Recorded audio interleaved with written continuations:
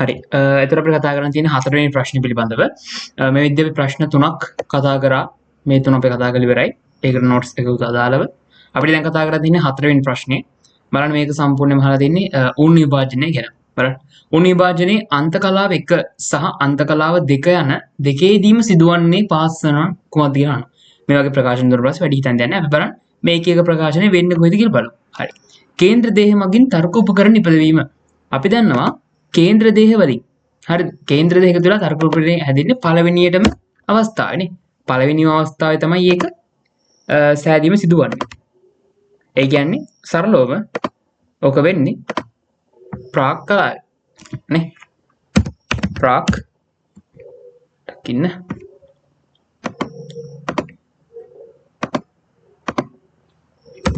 ප්‍රාක් කලාවේ හරි ප්‍රාක් කලාවේ තමයි මේකුනේ.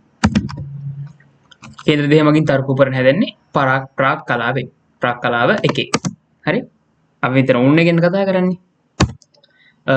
එක් එක් සමජාත වර්ණ දේහ යුගලේ එක් වර්ණ දේහයක් එක් එක් සමජාත වර්ණ දේහ යුගලේ එක් වර්ණ දේහයක් බැගින් ප්‍රතිවිරුද්ධ ද්‍රව්‍යයට චලනය කොහොමත් ඒක අන්ත කලාවක වෙන්නේ නැහැ. හරිද? ඒක වෙන්නේ අපි දන්නවා මේක අර එකිනෙකට ප්‍රතිවිරුද්ධ ද්‍රව්‍යයට යන මොන කලාවේද?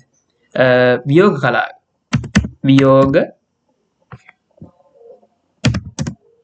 කලාවේ ඒකෙත් වියෝග කලාව එකෙත් දෙකෙද? බලන්න මෙතන කියලා තියෙන සමජාත වර්ණ දේහ යුගලේ. හරි සමජාත වර්ණ දේහ යුගල කිව්වට පස්සේ අපි දන්නවා සමජාත වර්ණ දේහ යුගලක් අපිට හම්බෙන්නේ පළවෙනි අවධියේදී. හරිද? පළවෙනි අවධියේදී. ඒ කියන්නේ වියෝග කලා එකේ තමයි මේක ඇත්තටම වෙන්නේ. වියෝග කලා එකේදී.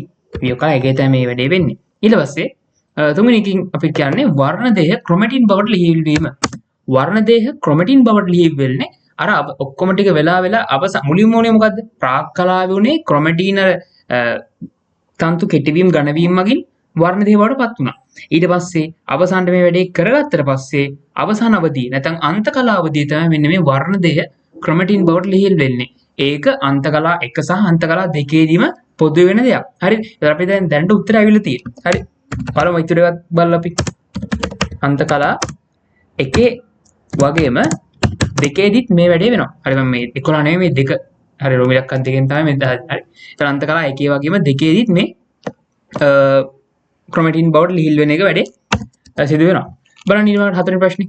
හතරවෙනි කොටස ප්‍රවේණිකව සර්වසම ඒක ගුණ ද්විත්‍රුණෂ්ටි දෙකක් එක සෛලය තුළ ඇතිවීම. ඇත්තට මේක පොඩ්ඩක් අවුල්. මොකද ප්‍රවේණිකව සර්වසම වෙන්න බෑ නේද? මේක ඌර්ණය අවස්ථාවක් නේ. ප්‍රවේණිකව සර්වසම නෙමෙයි මේක වෙන්න ඕන. ප්‍රවේණිකව සර්වසම නොවන අවස්ථාවක් වෙන්න ඕන. ඒතර එක්කමත් එක වැරදි. ඊට පස්සේ තර්කයේ ශුද්ධ නාලිකා කෙටිවීම. තර්කයේ ශුද්ධ නාලිකා කෙටි වෙන්නේ අර අපි මතකයි වියෝග කලා කොටසේ තමයි මේ තර්ක ශුද්ධ නාලිකා කෙටි වෙලා ඒක ඇදීම සිදු වෙලා දෙයක් වෙන්නේ. අපිට කෙලින්ම දැන් තත් උත්තරය අවිලි ඉවරයි. උත්තරේ තමයි 4ට 3 කියන කාරණාව. ඒ කියන්නේ වර්ණ දෙය ක්‍රොමැටින් බවට ලිහිල් වීම තමයි අපිට උත්තරයට ගන්න වෙන්නේ. ඒක අන්ත කලා 1 වගේම අන්ත කලා 2 සිදු වෙනවා. හරි. ඒතකොට අපි මේ වගේ අවස්ථාවකදී මේකට මේ උණු විභාජනයේ කලා ගැන හොඳ අවබෝධයක් තියෙන්න ඕන.